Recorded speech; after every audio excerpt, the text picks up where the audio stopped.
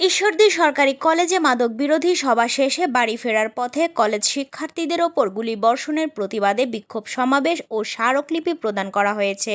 ঈশ্বরদী থেকে আরাফাত সর্দার জানান, রোববার সকালে ঈশ্বরদী সরকারি কলেজ ক্যাম্পাসে বহিরাগত সন্ত্রাসী, মাদক কারবারি ও সেবনকারীদের চলাচল নিষিদ্ধ করতে প্রয়োজনীয় পদক্ষেপ গ্রহণের জন্য ঈশ্বরদী সরকারি কলেজের অধ্যক্ষ প্রফেসর এস.এম. রবিউল ইসলামের কাছে স্মারকলিপি প্রদান করে কলেজ শিক্ষার্থীরা। স্মারকলিপি প্রদানের পর শহরের রেলগেট এলাকায় বিভিন্ন স্কুল কলেজের সাধারণ শিক্ষার্থীরা মানববন্ধন ও বিক্ষোভ সমাবেশ কর্মসূচি পালন করে। কর্মসূচি শেষে শিক্ষার্থীদের ওপর গুলিবর্ষণ করায় জড়িতদের শাস্তির দাবিতে ঈশ্বরদী উপজেলা নির্বাহী অফিসার সুবীর কুমার দাসের নিকট স্মারকলিপি প্রদান করেছে বিক্ষোভে অংশগ্রহণকারী শিক্ষার্থীরা।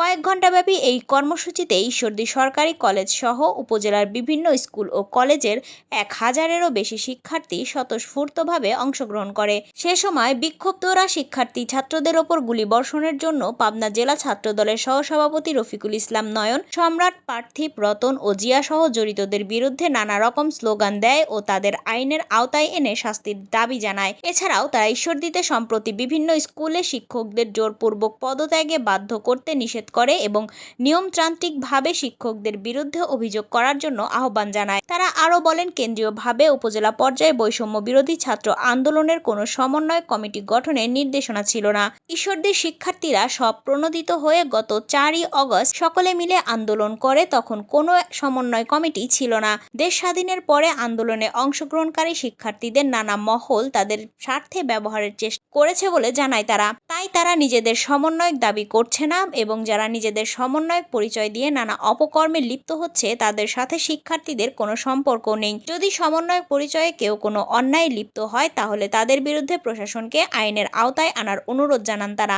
আর প্রশাসনকে যথাযথভাবে কাজে ফেরার অনুরোধ জানিয়ে তাদের পাশে থাকার প্রতিশ্রুতি দেয় শিক্ষার্থীরা। পাবনা জেলা ছাত্রদলের সহসভাপতি রফিকুল ইসলাম নয়ন শিক্ষার্থীদের লক্ষ্য করে গুলিবর্ষণের অভিযোগ অস্বীকার করে বলেন, প্রতিপক্ষ গ্রুপ হামলা চালিয়েছে, হামলায় জড়িত করার ষড়যন্ত্র করা হচ্ছে। ঈশ্বরদী থানার officer in charge OC Mohammad Rafiqul Islam বলেন, এই বিষয়ে কোনো অভিযোগ এখনো পাওয়া যায়নি। অভিযোগ পেলে আইনগত পদক্ষেপ গ্রহণ করবেন তারা।